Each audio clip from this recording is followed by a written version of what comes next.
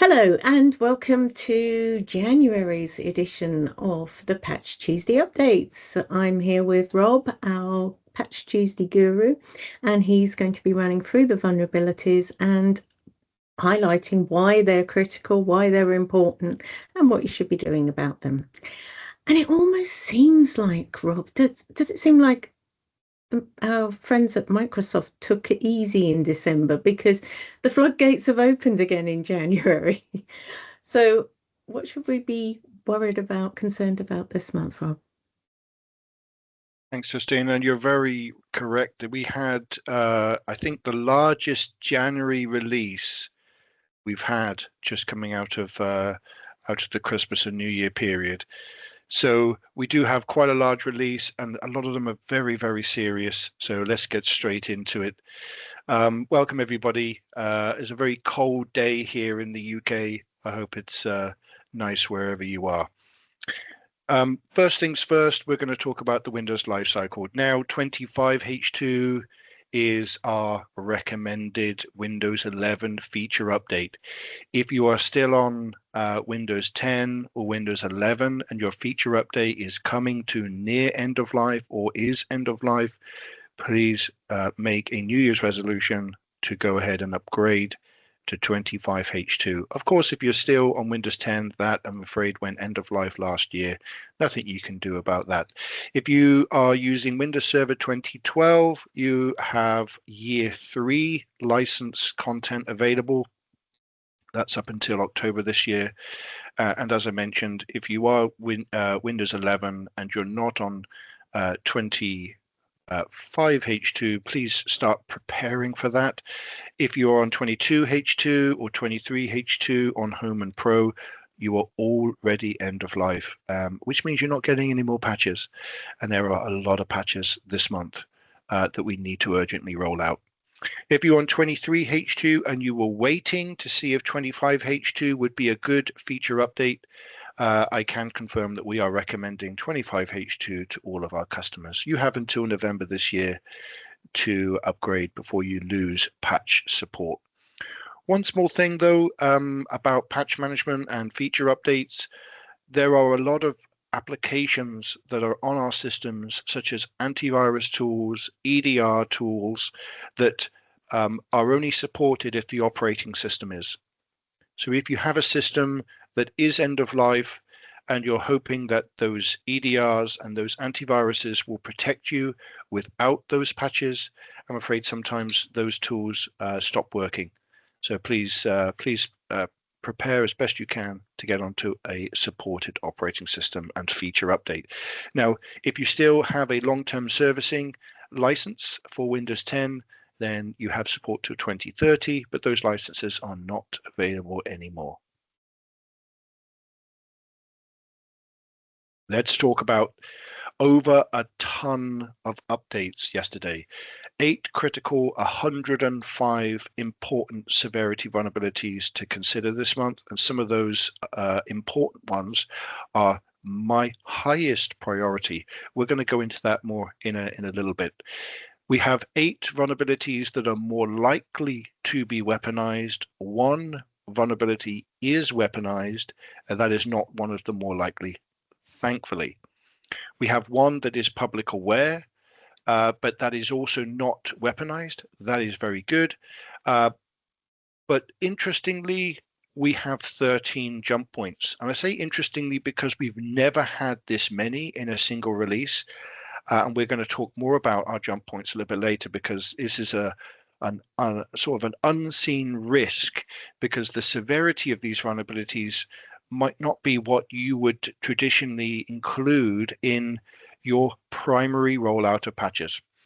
A jump point is indicated on the CVSS score as a scope change, and it basically means that if you can exploit the vulnerability, you can break out of that security scope into other areas of the system. Think of that as a lateral attack. A good example I like to give is Hyper-V. If you have servers with Hyper-V installed, then you probably are using virtual systems. And those virtual systems will be called guests. And a scope change could exploit one of those guests leaking into another guest or into the host and vice versa. So just think about the type of lateral attack that could be used if you got into one of those systems, or if an attacker got into one of those systems and they were able to move to another system on that shared hardware. Extremely serious, and we have a lot of scope changes to talk about today. Now let's look at our bug leaderboard. The type of bug that's fixed tells us a lot about the story of the vulnerability itself and how dangerous it is to our organization. Elevation of privilege has been at the top of the bug leaderboard now for about 5 or 6 months. That's where someone can gain access to an account or access to a system, bypassing the proper channels that are in place to protect that system, to give themselves access to data they're not actually supposed to have. And we have 55 of those in this Patch Tuesday release. We have remote code execution, which is, in my opinion, the most serious kind of bug. That's in second place with 23 of those, where we have fixes that, if exploited, can allow cyber attacks such as ransomware on your system or injection of malicious code on a device or into the network. Information disclosure is when you accidentally reveal sensitive information. 22 of those. Now think about an attack chain.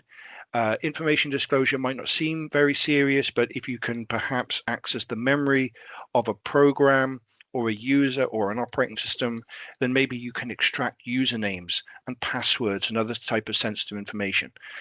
And if you can lead that into a remote code execution vulnerability, then you have a sort of a double risk there where you have the permissions to exploit malicious code. That is why it's very important that we understand the type of bugs that are being fixed, because that can change our decision as to how we prioritize the rollout or how quickly we prioritize the rollout of these patches. We have 5 spoofing vulnerabilities. That's when someone pretends to be someone else and gains unauthorized access to a system, or to trick a user into clicking something that can lead to a further attack. 3, feature bypasses. This is a bit different. That's where the security of the operating system and the application can effectively be bypassed. So the user shouldn't have access to something, but through that feature bypass, they are able to grant themselves permissions and effectively get around those security features. And lastly, denial of service. Just 2 of those in this Patch Tuesday release. That's just where when someone just wants to take a system down, cause a system to run high CPU cycles so that it can't operate. Very popular for a server-based attack. So you just want to hit a website so that it stops working. That's an example of a denial of service.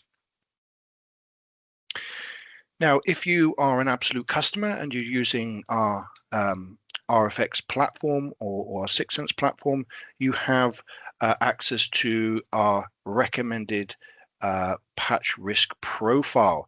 This is a risk-based profile based on multiple factors, not a single factor is considered a priority, but if you take all of them into consideration, you have a better story, a better picture of how you're going to plan your remediation efforts for the next 2 to 4 weeks, starting with the vendor severity. So the vendor severity is issued by the vendor, and it can change from time to time. It often is critical, high, important, medium, low, and NA, with critical being the most serious of severity. We have the CVSS score as well. The CVSS score is a slightly bit different. It is a calculator out of 10. So it's a calculation out of 10 where they use multiple elements of the vulnerability itself to determine that score. So whether it's easy to exploit, hard to exploit, whether you need permissions or end user interaction, maybe you have to trick a user, perhaps you can exploit across the internet with no end user interaction at all. The higher the CVSS score, the higher the risk. the higher the severity. And that also has a critical, high, important, medium, low, and NA ranking. So if you put the two together and you said, if the vendor is critical, high, or medium, or the CVSS score is critical, high, or medium, you will often find that the combined totals are much better than a single of those on their own. The second two are the state of the vulnerability. Very, very important that we understand if something is being used in an active attack or whether some code is available that can show exactly how to exploit it. That is what we call weaponized and public aware. Weaponized means it's under active attack, or the vendor at least is aware that this particular CVE is being used in an attack. It doesn't mean global worldwide attack. It means at least there is evidence that it has happened. I certainly wouldn't want to be an IT security director that decided not to deploy a weaponized vulnerability simply because it wasn't as high risk on the vendor severity side. So we include these so you have a better decision, better data to make a better decision. Public aware is very popular through bug bounty programs. White hat hackers are often looking for ways to exploit an operating system or an application, and they often work with the vendors. This is one of the nice things about these programs, is that they will tell the vendor, hey, I found a way of exploiting this code, and here is the exact blueprint to exploit this particular vulnerability. We saw something a couple of years ago on Minecraft on YouTube, if you can believe that, where they said this is how you exploit the vulnerability. Now, those vendors are given the chance of producing patches, and if it's a bug bounty program, those white hat hackers are paid very handsomely for that. But if you have a vulnerability where there is public aware blueprints available on the internet and it actually is weaponized, that is when you have a double risk. And luckily for us this month, we don't have a public aware weaponized vulnerability. We do have one that's weaponized, and we do have one that is public aware, but they're not the same. Countermeasures are our balance. We need to balance. Not everything can be about risk and danger.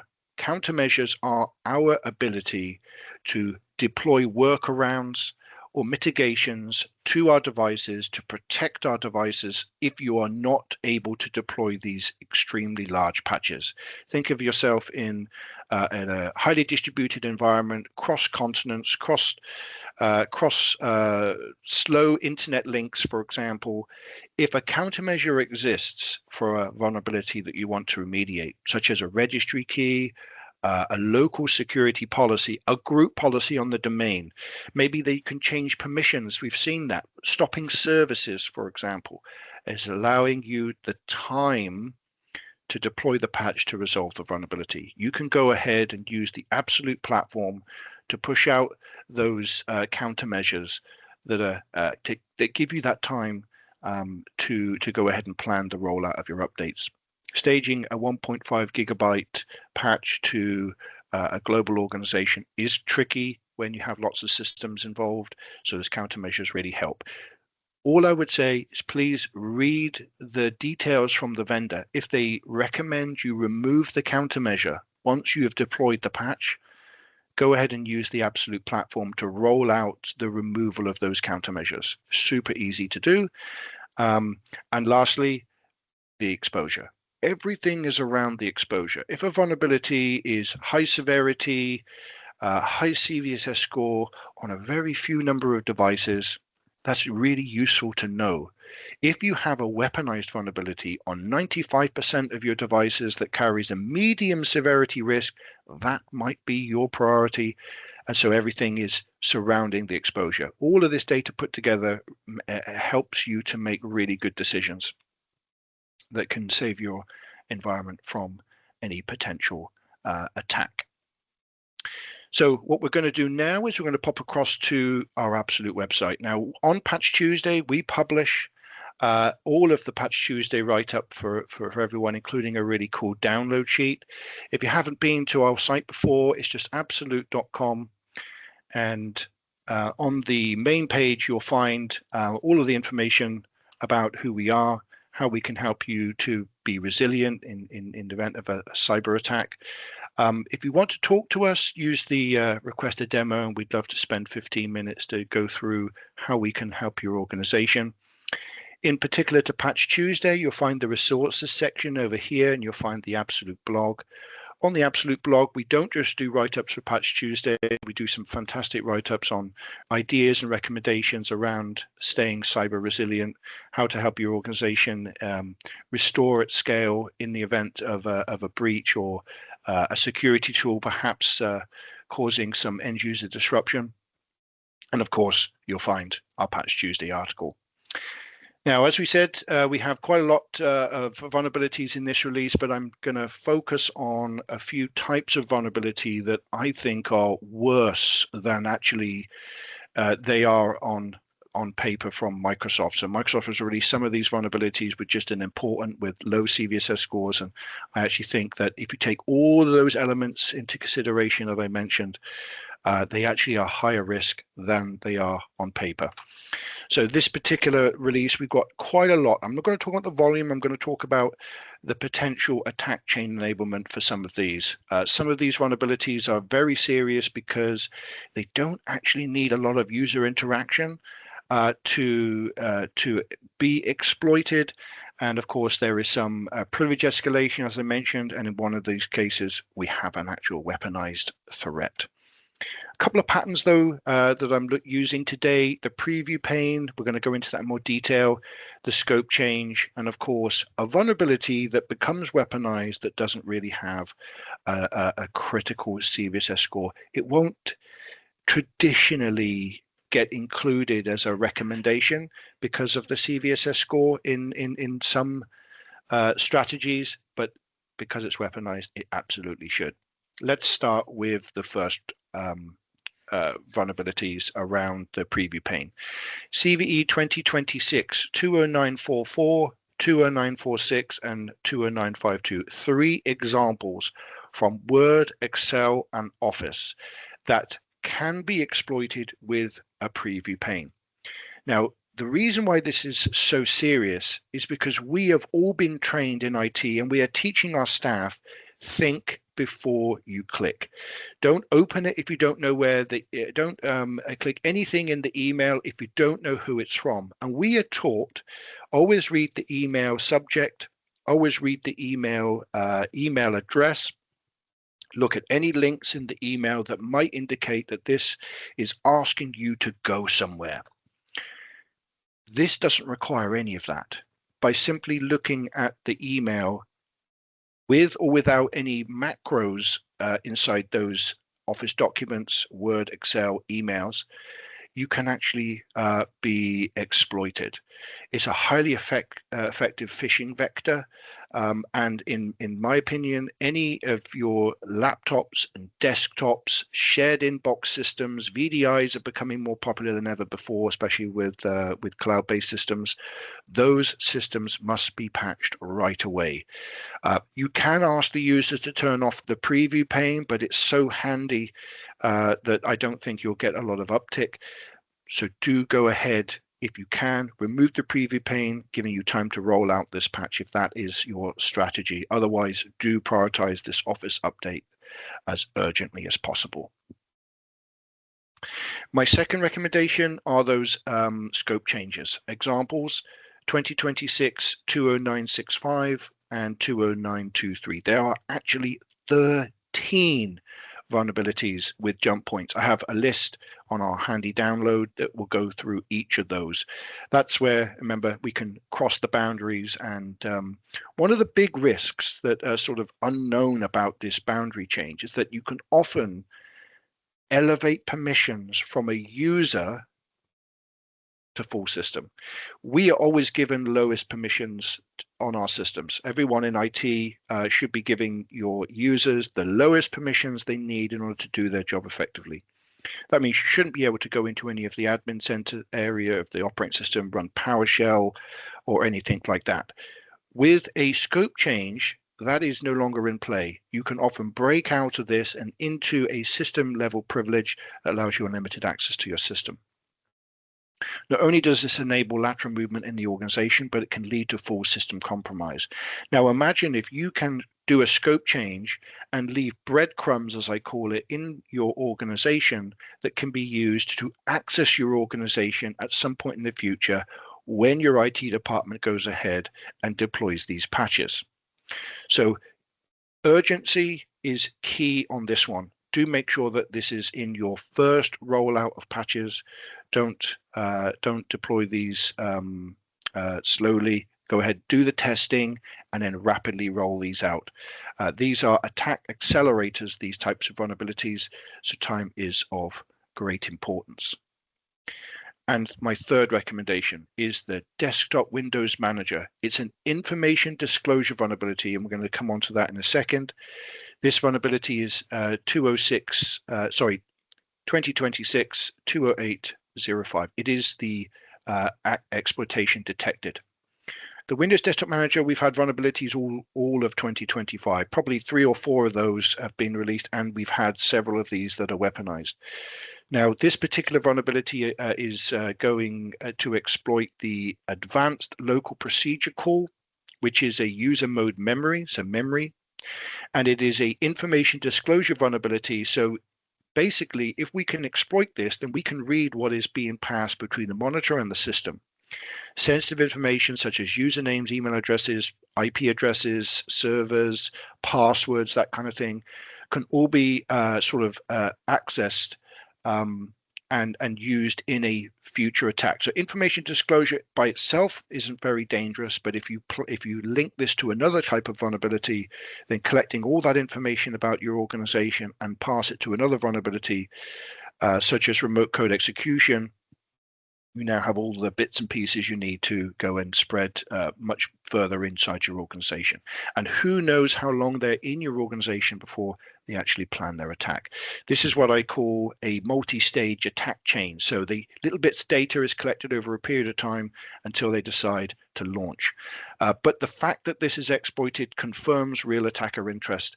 And so delaying the rollout of this fix in particular increases your blast radius significantly. So just rolling up my recommendations, I highly recommend the Office updates. Get those deployed everywhere. Fast track the scope change, even the important ones, even though important is not as important as critical, in my opinion. These are just as important.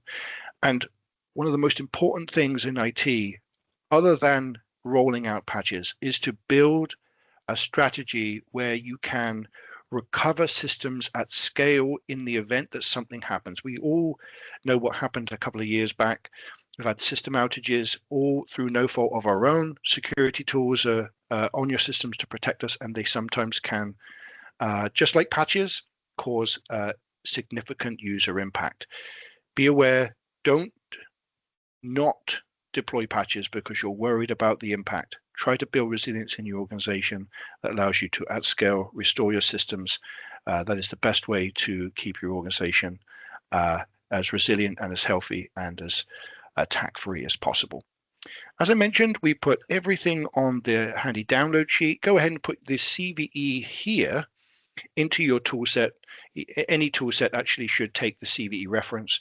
Go ahead and put your action plan over here, the percentage of your environment that is detected with those vulnerabilities, mark them priorities 1, 2, 3, and 4, and then in those phases, roll those vulnerabilities out to your organization to make sure that you're keeping your environment as safe as possible. Thank you so much for joining me today. We love all the messages and thanks for joining us. I really look forward to seeing you again in February. If there's any questions you have, please let us know. And until then, wish you happy patching. Thanks, Rob. It's always great to hear your advice. Some very interesting points there on previewing Word documents. And of course, it raises the point that modern enterprises nowadays shouldn't really be sharing Word documents by email. There are other far more secure ways to do it. So having policies in place where you can avoid the threat in the first place It's always good. Before we go, I'd like to share that our own CISO, Harold Rivas, has a very special guest on the Resilient CISO LinkedIn Live series this month. He's joined by Anne Johnson, who is a corporate vice president and deputy chief information security officer at Microsoft. And she will be sharing her thoughts on cyber resilience in the age of AI. That should be good. Very You good. can catch a session on demand via the Absolute Security page on LinkedIn or by using this QR code. As Rob mentioned, if you're in need of specific advice about resilience or patching, then please contact us via the website or use this QR code here. And so thank you also from me and, of course, Rob, for joining us. We really appreciate your time and your feedback. And finally, don't forget to like and subscribe. Thank you.